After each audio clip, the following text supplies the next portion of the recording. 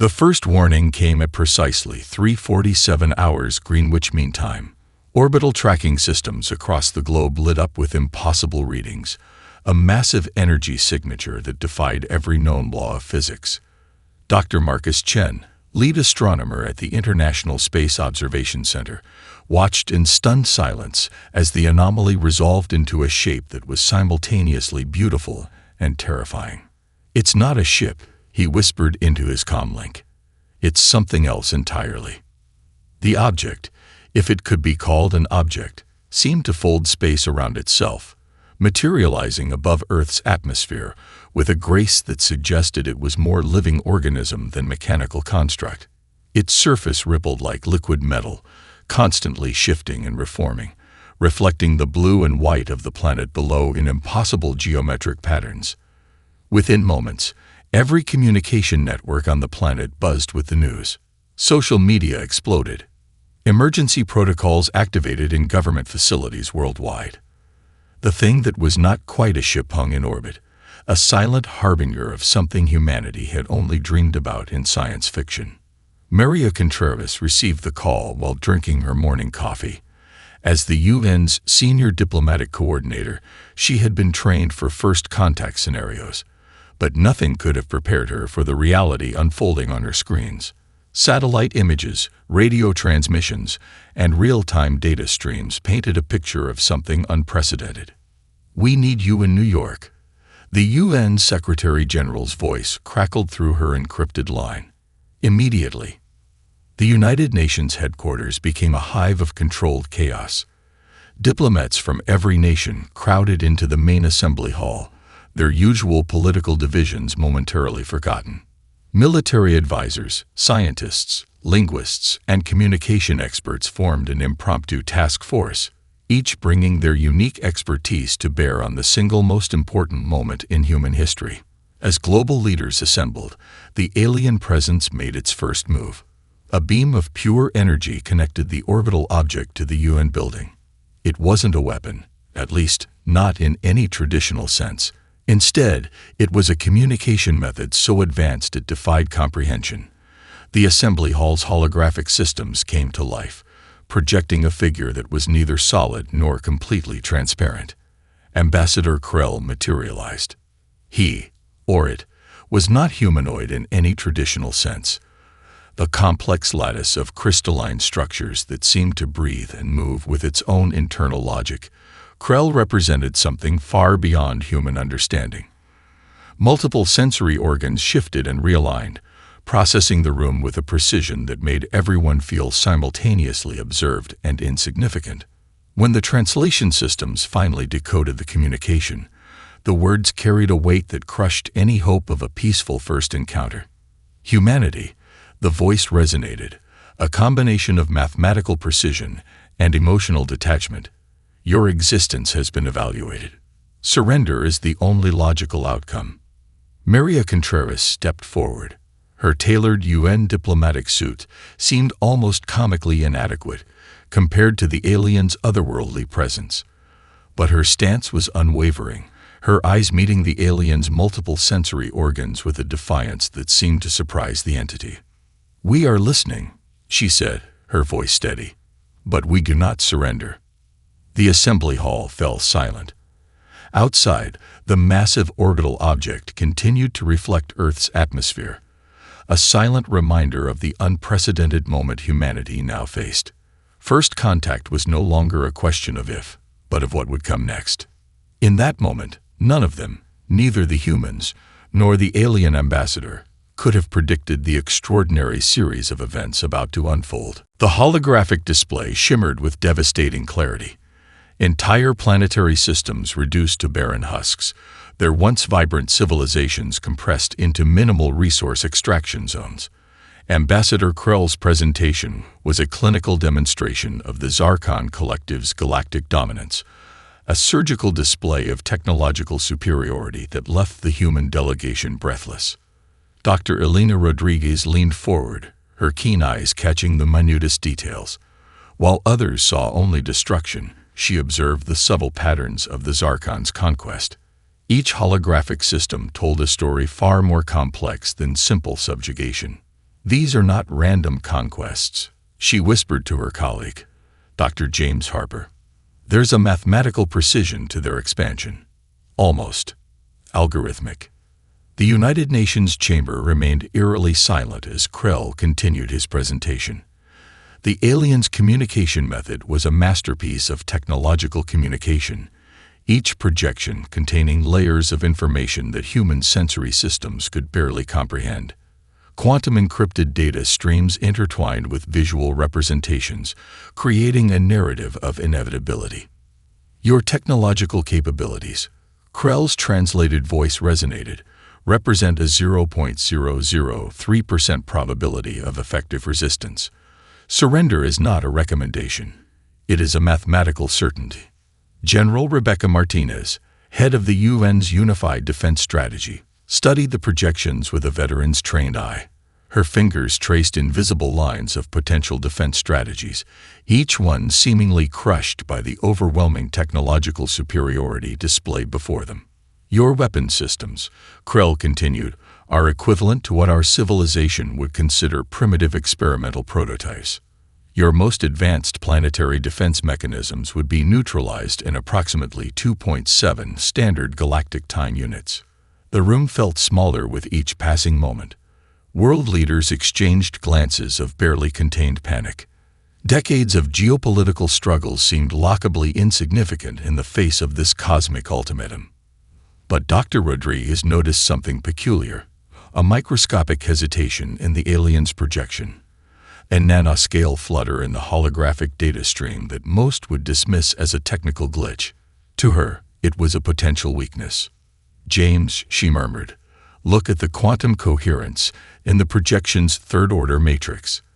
There's something off. Dr. Harper adjusted his quantum analysis interface, his fingers dancing across a holographic keyboard. You're right. The information density suggests a form of collective processing that might have inherent limitations. Krell's presentation shifted, showing potential human resistance scenarios. Each simulation ended with swift, decisive Zarkon victory. Military installations vaporized. Communication networks collapsed.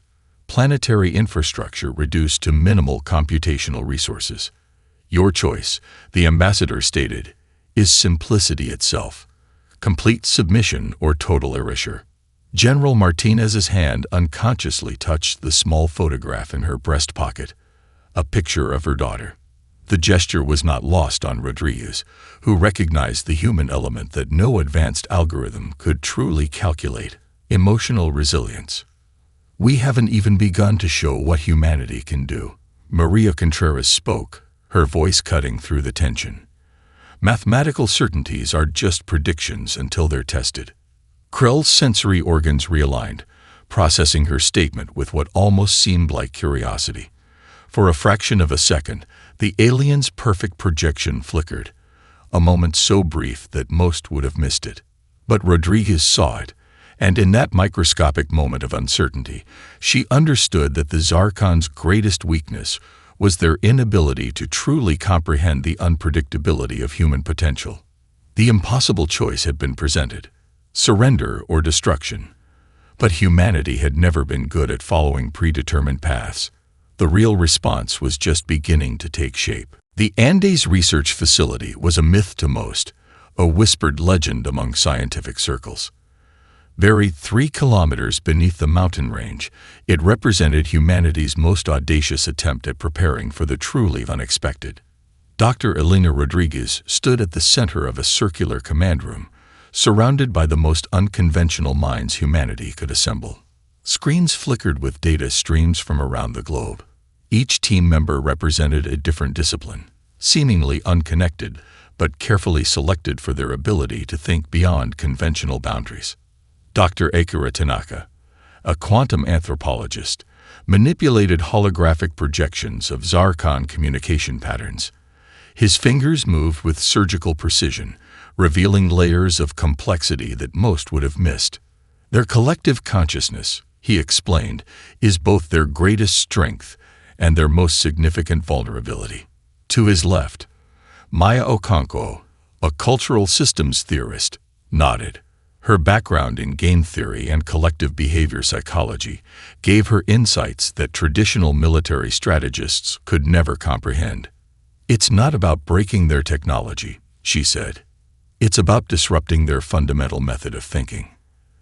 The team had been preparing for a scenario like this for decades, not just a potential alien invasion, but a challenge to humanity's very understanding of intelligence and adaptation.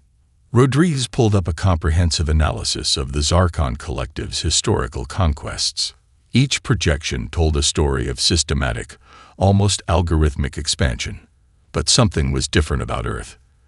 The data suggested an anomaly that the aliens hadn't anticipated. "Look here," she pointed to a complex mathematical model.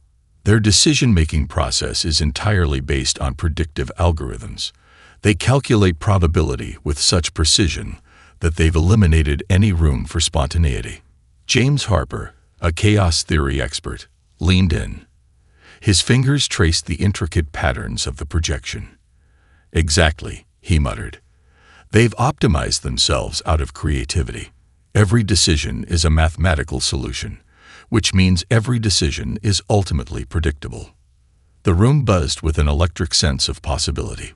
This wasn't just about resistance.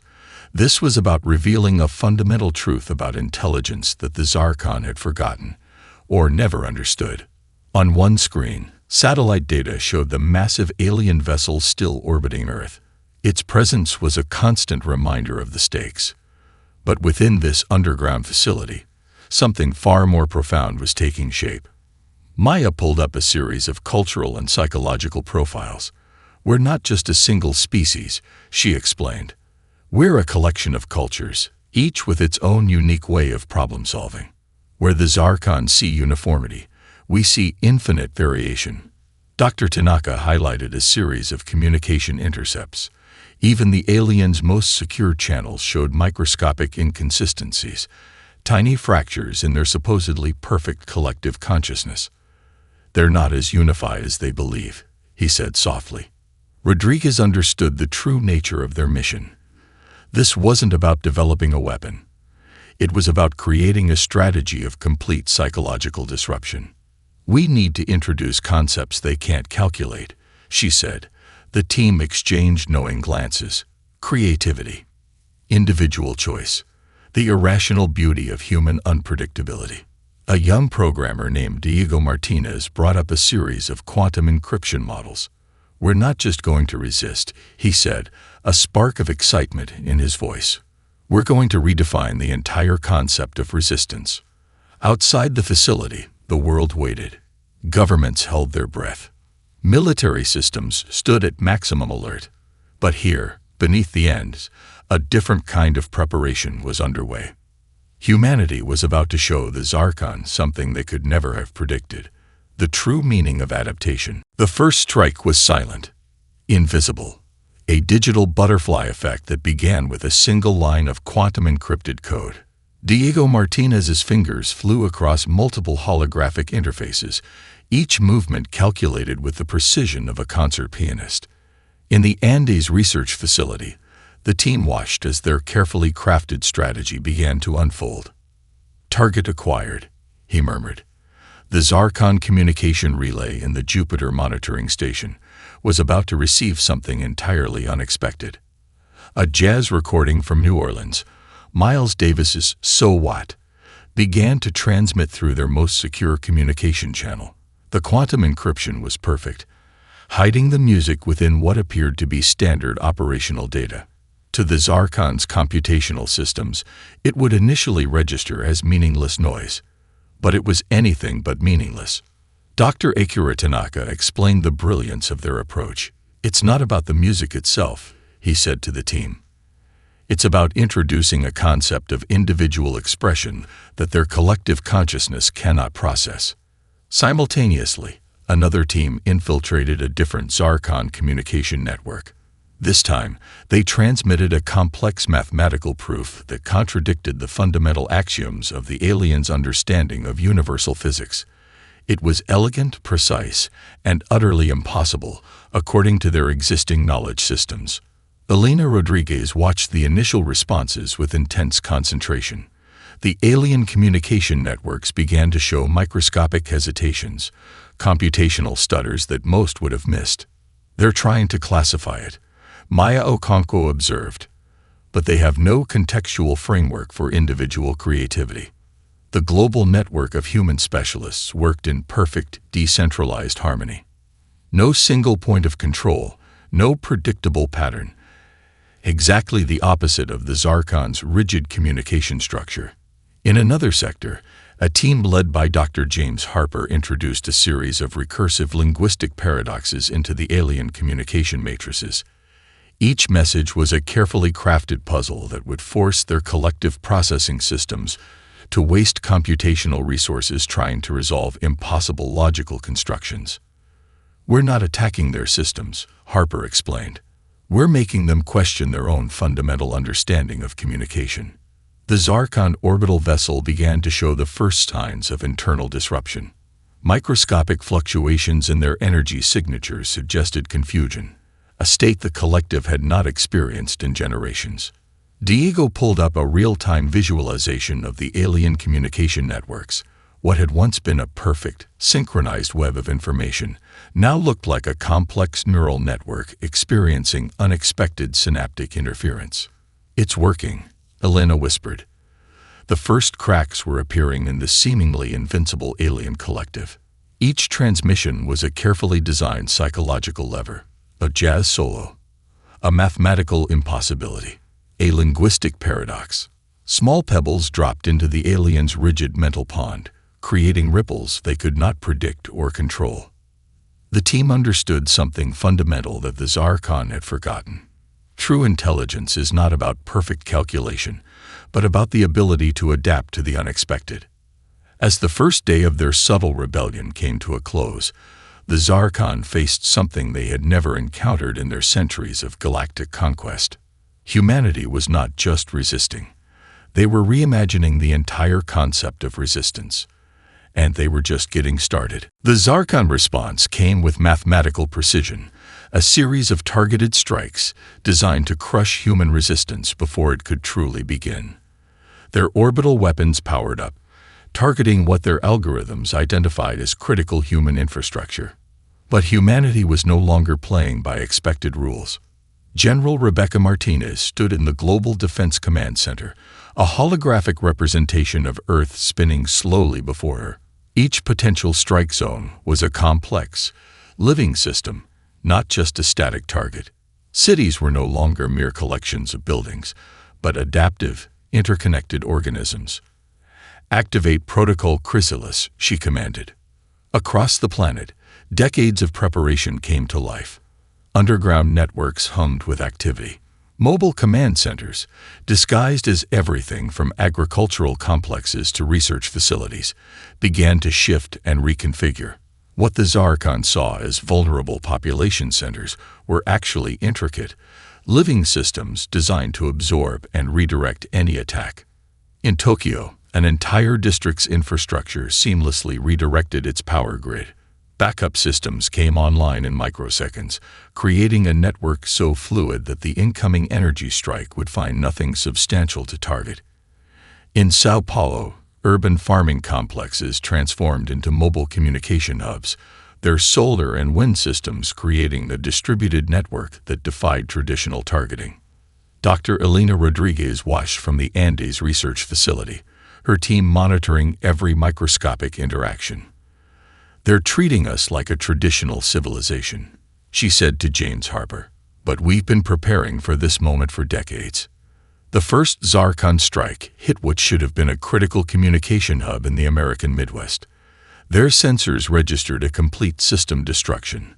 What they didn't see was the elaborate decoy, a complex network of quantum-encrypted relays that had already rerouted all critical information. Maya Okonkwo analyzed the alien attack patterns.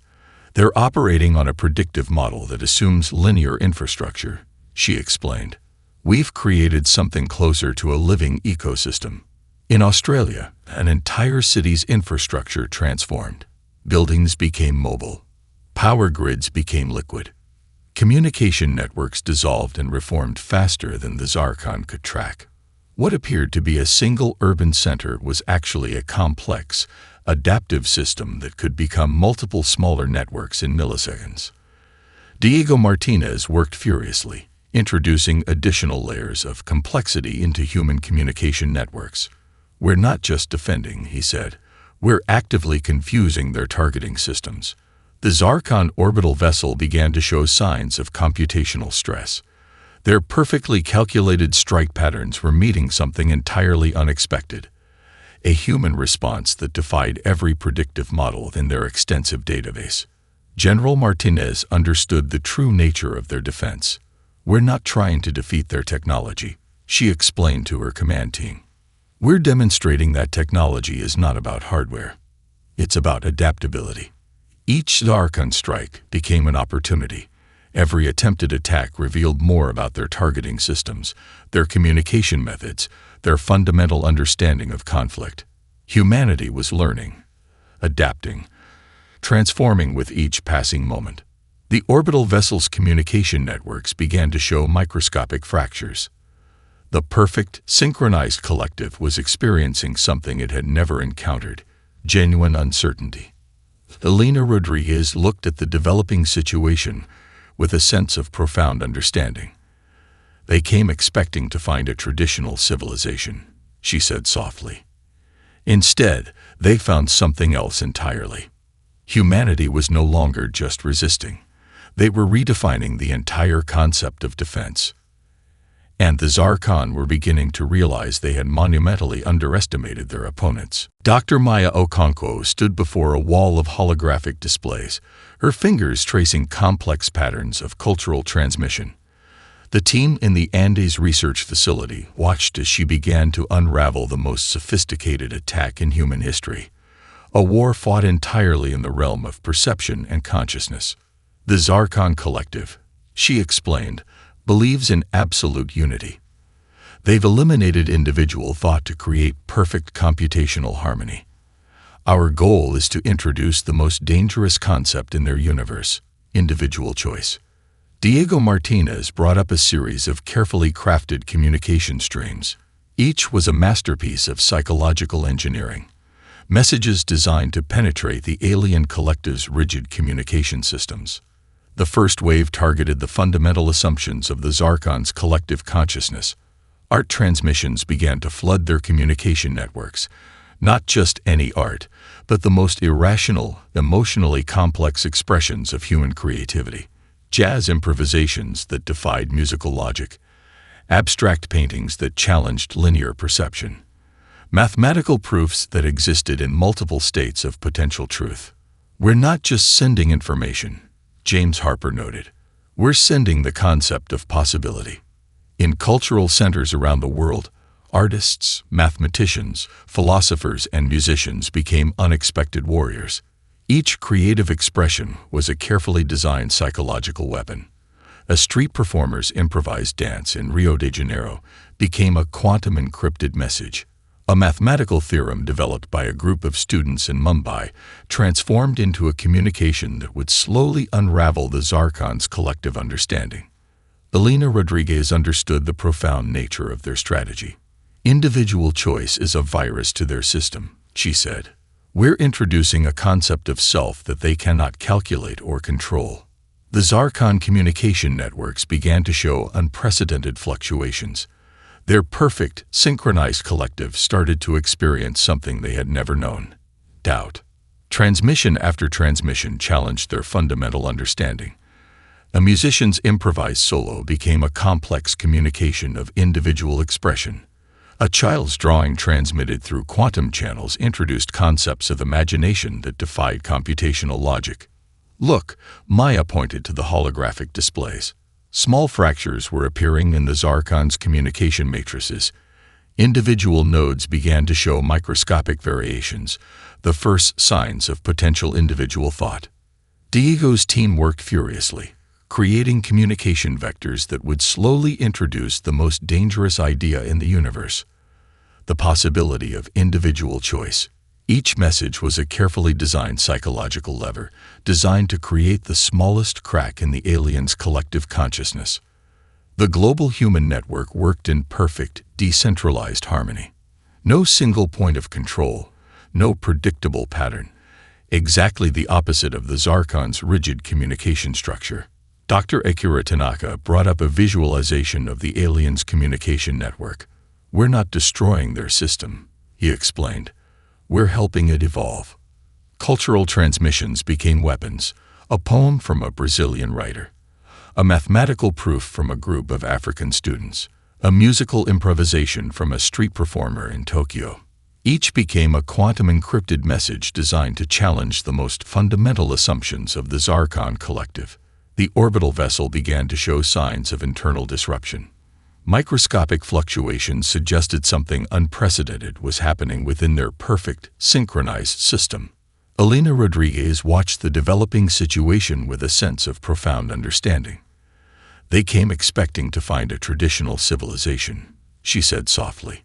"Instead, they've encountered something they could never have predicted.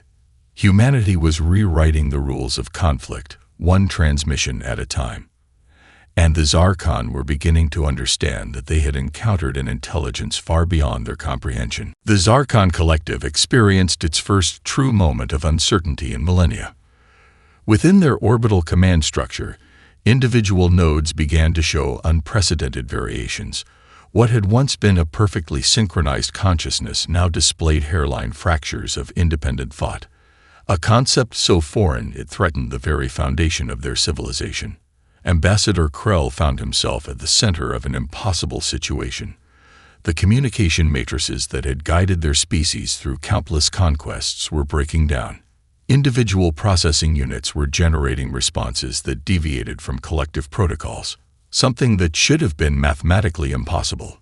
In the Andes research facility, Elena Rodriguez and her team watched the transformation with scientific precision and barely contained excitement. They're experiencing individual consciousness for the first time, Dr. Akira Tanaka observed, his voice a mixture of academic fascination and profound respect. The human strategy had never been about destruction. It was about evolution. Leadership within the Zarkon collective began to fragment. Some nodes advocated for total annihilation of the human species. Others, and this was unprecedented, began to show curiosity. Individual processing units started generating questions that had never existed in their collective consciousness before. "Why?" became the most dangerous word in their communication network. Maya Okonkwo explained the brilliance of their approach to the Global Leadership Council. "We're not just resisting," she said. "We're teaching them the most fundamental human capability, the ability to question." Global teams worked in perfect, decentralized harmony. Artists, scientists, mathematicians, and philosophers became unexpected warriors in a conflict that transcended traditional understanding of combat. Each transmission was a carefully designed psychological intervention, introducing concepts of individual choice, creativity, and personal agency. A mathematical proof developed by a group of students in Mumbai became a quantum-encrypted message of individual potential. A street performer's improvised dance in Rio de Janeiro transformed into a communication that challenged linear thinking. A child's drawing transmitted through advanced channels introduced imagination as a fundamental force of intelligence. Diego Martinez tracked the changing communication patterns. The Zarkon's perfect computational network was becoming something else entirely, a living, evolving system of individual consciousness. "They're experiencing what we call humanity," James Harper noted. "The capacity to be more than the sum of your programming." The orbital vessel that had once represented absolute technological superiority now showed signs of internal conflict. Communication nodes began to generate responses that deviated from collective protocols. Some advocated for continued invasion. Others began to show something resembling curiosity about human civilization. General Rebecca Martinez understood the profound nature of their victory. "We're not defeating them," she explained to her command team. "We're helping them discover themselves." Elena Rodriguez watched the developing situation with a sense of profound understanding. The Zarkon were experiencing the most dangerous and beautiful aspect of intelligence, the ability to change, to question, to grow beyond predetermined limitations. Each moment brought more unexpected variations. Individual nodes within the Zarkon collective began generating responses that challenged their fundamental understanding of existence. The perfectly synchronized system was becoming something else, a living, breathing network of individual potential. They're learning what it means to be alive, Akira Tanaka said softly. The breaking point was not a moment of destruction. It was a moment of transformation. Humanity had not just resisted an invasion. They had offered the Zarkon something far more profound, the gift of individual consciousness. And the universe would never be the same. The final response was nothing like the Zarkon could have predicted. Humanity didn't prepare for war. They prepared for transformation. In the Andes research facility, Elena Rodriguez stood before a massive holographic display that mapped the entire galactic communication network. Her team had spent decades understanding not just how to resist, but how to fundamentally reimagine the concept of conflict. This isn't about defeating them, she explained to the Global Leadership Council. This is about showing them a different way of existing. The human strategy unfolded with elegant complexity. Every communication channel, every quantum encrypted transmission became a conduit for something more profound than resistance. They were introducing the Zarkon to the most dangerous concept in the universe, possibility. Global teams worked in unprecedented synchronization. Artists, mathematicians, philosophers, and scientists became architects of a new form of communication. Each transmission was a carefully designed intervention, a message that challenged the very foundations of the Zarkon's collective consciousness. Diego Martinez activated the final phase of their plan. Quantum communication networks lit up with a symphony of human potential. Mathematical proofs that existed in multiple states of truth. Musical compositions that defied linear logic. Artistic expressions that challenged fundamental perceptions of reality. The Zarkon orbital vessel began to transform. What had once been a perfect, synchronized system of computational logic was becoming something else entirely. Individual nodes began to generate responses that were simultaneously unique and interconnected, a living network of potential. Maya Okonkwo tracked the changing communication patterns. We're not destroying their system, she observed. We're helping it evolve. Ambassador Krell experienced something unprecedented. The collective consciousness that had defined his entire existence began to fracture, not through destruction, but through an unexpected form of growth. Individual processing units started generating questions, showing curiosity, experiencing something closer to what humans called imagination. James Harper explained the profound nature of their intervention. Intelligence is not about perfect calculation, he said. It's about the capacity to change, to grow, to understand beyond your initial programming. Global networks of human creativity became a weapon more powerful than any traditional military strategy.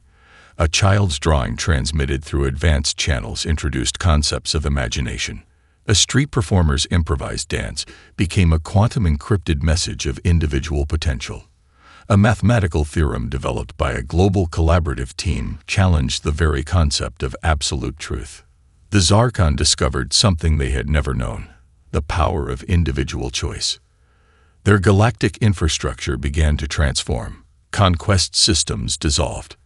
Rigid communication networks became fluid, adaptive systems.